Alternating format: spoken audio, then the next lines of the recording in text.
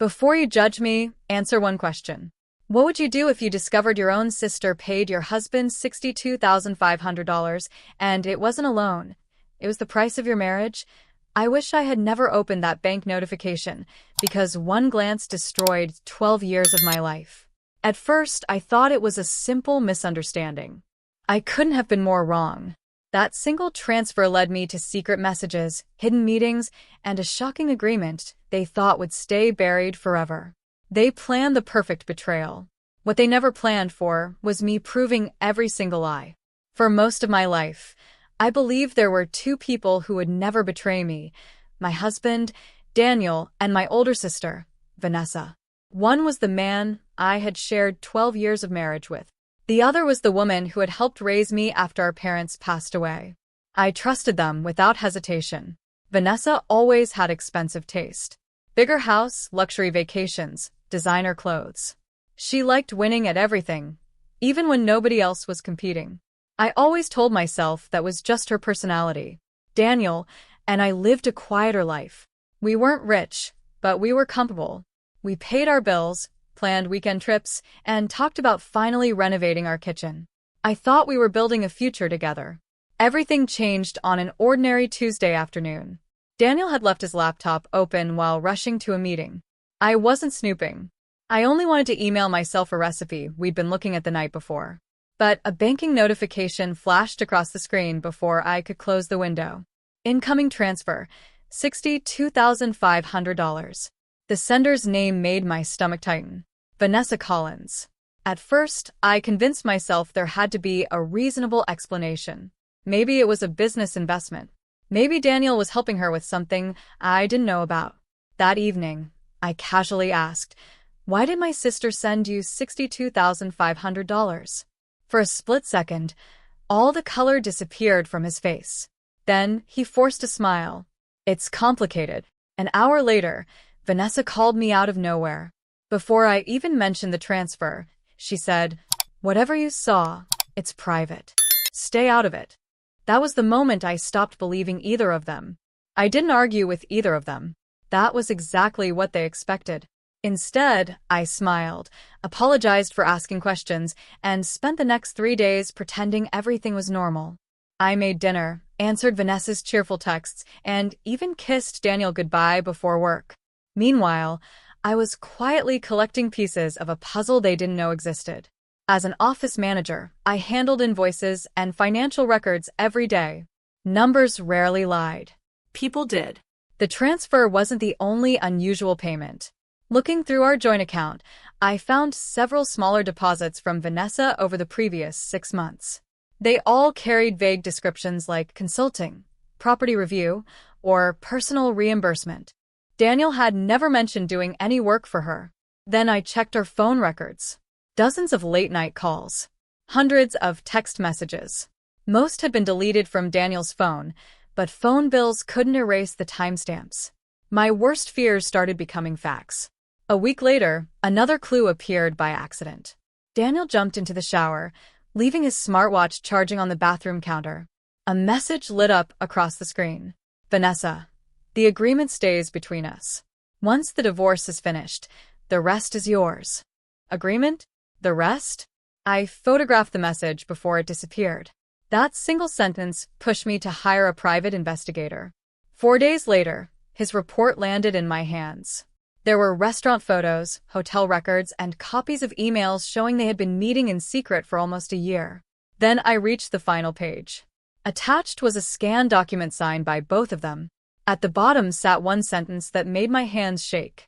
$62,500 payable upon successful completion of the separation. At that moment, I realized I wasn't the only victim. Someone else deserved to see this contract. I could have confronted them the moment I found the contract.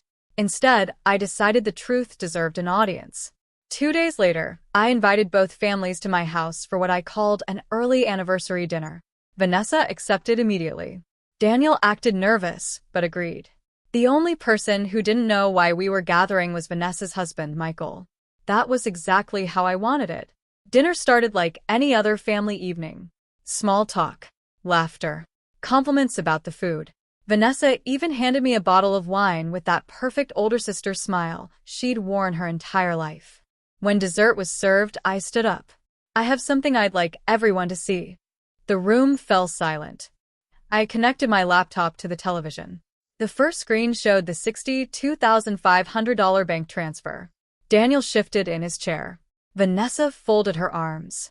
Then came the phone records, the deleted messages, the hotel reservations. Neither of them spoke. Finally, I opened the scanned agreement. Every signature, every payment, every condition. Michael leaned forward without saying a word. I looked directly at Daniel. So, were you planning to tell me before or after you collected the rest of the money? His shoulders dropped. I never thought it would go this far, he whispered. That was all anyone needed to hear. Vanessa jumped to her feet. He's twisting everything. It wasn't what it looks like. I calmly slid the investigator's report across the table. Read page 12. She didn't. She couldn't. Michael quietly picked up the report, flipped through every page, then looked at his wife with complete disbelief. Without raising his voice, without making a scene, he placed his wedding ring on the table, turned toward the front door, and walked out. 48 hours later, everything else began to collapse. The silence that followed that dinner lasted less than 2 days. Exactly 48 hours later, Michael filed for separation. He didn't call me first. He didn't ask for my opinion. The evidence had answered every question before he ever needed to speak. One signature.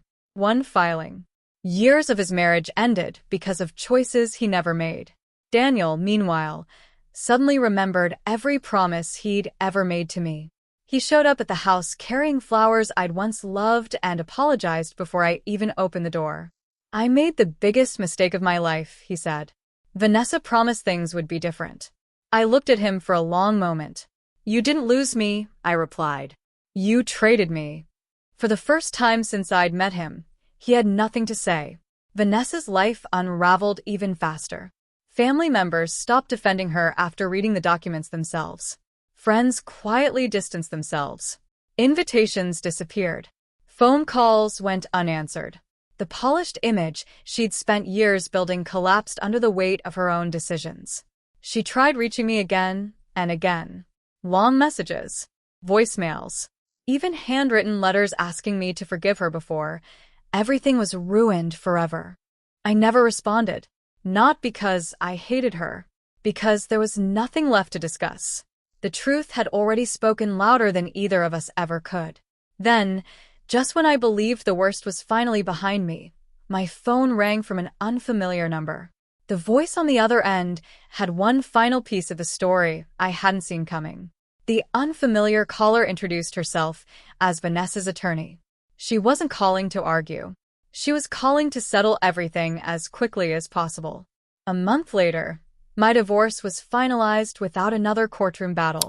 Daniel walked away with the choices he had made. I walked away with my peace.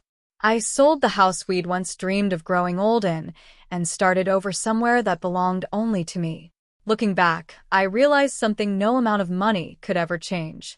The $62,500 never bought love. It only revealed how cheaply some people valued loyalty. Betrayal always sends the bill to everyone involved. Truth never rushes, but it always arrives.